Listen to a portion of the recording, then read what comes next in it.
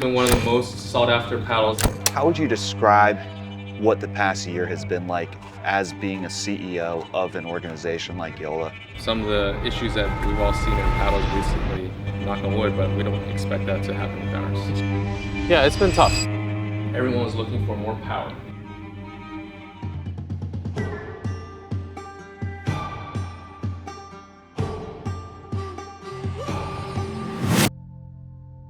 We have a proprietary way of doing it, and I think that's why you've seen way more cases in certain manufacturers than us.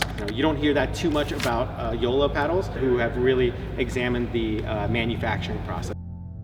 Two things. This feels more like a correction and a minor upgrade more than anything. And the second point, I think the question is, why didn't they do more?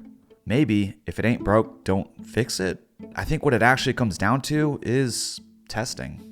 So my first impression from playing with a paddle at the event in Las Vegas, I remember the very first thing I said when I tried the 14mm Perseus with 1,000 hits on it was that the paddle I received felt significantly different from the ones that I tested at the event. The paddles at the event had a much firmer surface and core feel. Honestly, the one I tested felt like a rock. I kept telling everyone that. There was no plush feeling, and as soon as I hit the 60mm Perseus, the one I was sent home with, I felt the give and plushness, and it felt significantly softer. It actually reminds me a little bit of the 11.6 24 power paddles. The question is, how long will it feel like that? Which leads me to my biggest concern, what will this paddle feel like over time? What we do know is that there are no compressed cores, and as they mentioned before, they're removing it completely from any and all models. They're sunsetting the Gen 2 paddles and replacing it with something else. So let's learn more about this interesting model and my thoughts after testing it.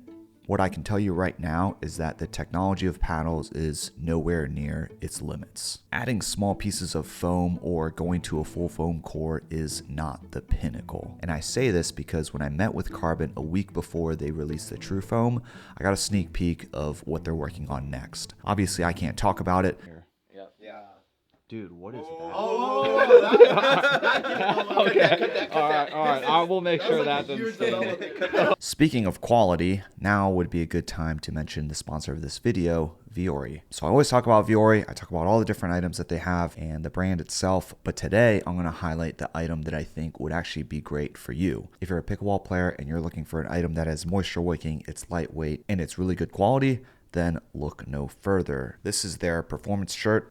They have a few different lines, but this is probably the one that I like the most. So the shirt I'm wearing now is a Strato Tech Tee. This is like a multi-purpose shirt. You can definitely wear this while playing pickleball, but some days I want something that's more airy, I suppose. It has like more of a mesh material. It's perforated as opposed to the Strato Tech Tee, and I like the fit a lot. It's more of a looser fit. It's just not super skin tight on you like some other performance shirts I've worn. So anyways, if you want to try this shirt out, you can go to vuori.com/buildingpickleball and you'll get 20% off your first purchase and free shipping on any orders of $75 or more, and they also do free returns. Enjoy the rest of the video.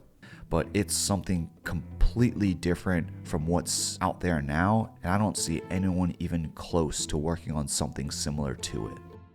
Without a doubt, we can all agree that undeveloped testing standards and regulations has had a significant impact on everything happening right now as far as paddles go. Like I mentioned before, this iteration isn't about power for JOOLA, which I think was actually the right move. They have a solid product that many people enjoy, especially their pros. Now they just improve their pain points.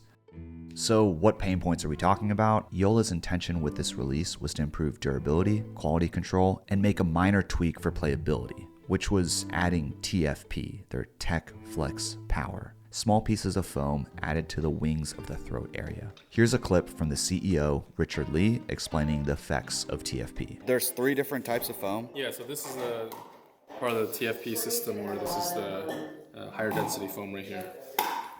And what's this one? Is that Gen 3? That's the Gen 3. Yeah. Okay. Interesting. What's the difference between this one and this one? You said this one's higher density? Yeah, this is higher density. That brings the balance to the paddle here. Also, we're changing the shape of the internal section here, so that helps create more flexibility. This foam also helps create some vibration dampening as well.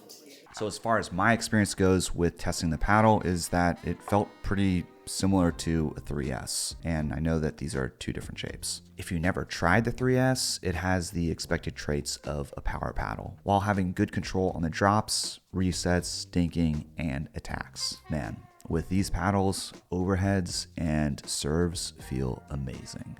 You really get away with less is more. The ball comes off a lot faster in the counters and hands battles, but that also means that the ball's coming back faster as well. It feels a little bit different, but I wouldn't say it's like revolutionary technology. But again, maybe that's not a bad thing. They're making incremental modifications rather than changing the entire thing. And the fact that USAP and UPA haven't fully flushed out their testing standards and updated them could be a contributing factor. Right out of the box, this paddle felt completely different from the paddles that I tested at the event that had 1,000 hits on them. So the question is, what effect does consistent hitting over time have on this paddle? And is JOOLA really addressing the QC issues that they claim that they are? Technology, we're building upon. So if you're looking for something that hits pretty similar to this, then this paddle's for you. But if you already own this and you're not worried about the certifications, then I think you're good to hold off. So I'm definitely going to stick with this paddle and just keep hitting with it over time because I actually enjoy the way it feels. And if anything changes as far as anything related to like core crushing or the feel of the paddle or any like QC issues, then I'll make a follow-up post. So I think the Pro 4 actually makes a lot of sense for the pros or really any competition players who are concerned about the testing certifications. But if you don't play tournaments and you're not worried about the testing certifications, then I think you're perfectly fine to just hold off. This paddle just doesn't come across to me as one of those paddles that's like a, wow, I gotta have it. So is this breakthrough technology with a drastically different outcome to your game? Probably not. And I think that's actually okay. And I'll tell you why. There's a new method being added to address a pain point for players, which is the miss hits. Do I think a lot of brands will take this incremental tech and apply it to their own? Most likely. JOOLA is addressing not only durability and consistency, but more importantly, a smaller aspect of the game that has a huge impact, which is those miss hits. That makes a lot of sense for many of us, considering we customize the paddle to address that issue. So it's almost like it's a built-in feature, as opposed to adding the lead here. All the technology there, we absolutely loved, and all we want to do is continue to improve it. So again, it feels more like a correction and minor upgrade more than anything, and JOOLA is maintaining that there will no longer be any compressed cores. They're adding foam to the wings of the throat. Seems like they like and believe in what they have, and they want to improve it rather than trying to create something completely new. If I were to consider buying this paddle, I would probably buy the 14 versus the 16, as that felt much different and exciting than the 16. And the iteration's a really good thing because just in the past year, how many paddles have we seen fail testing, be removed from approved lists, or break within the first few sessions? And it seems like JOOLA's goal with the Pro 4 is to prevent all that. Although, has the last part regarding like breaking and core crushing been proven? We're gonna have to play with the paddles more to find out. Only time will tell. That's why I say I wouldn't be in a rush to get this paddle. Okay, so just one last thing. This isn't a really big deal, but it is interesting and funny considering the QC thing. So if you look at this one, this side, JOOLA is upside down, but Perseus is facing down.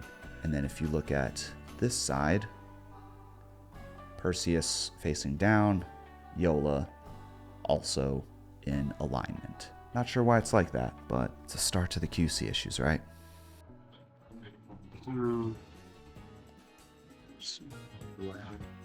Alright, we know that they added foam here, so there's probably good stability there, so I added it right here, which I usually do, and enhance the sweet spot and affect the twist weight.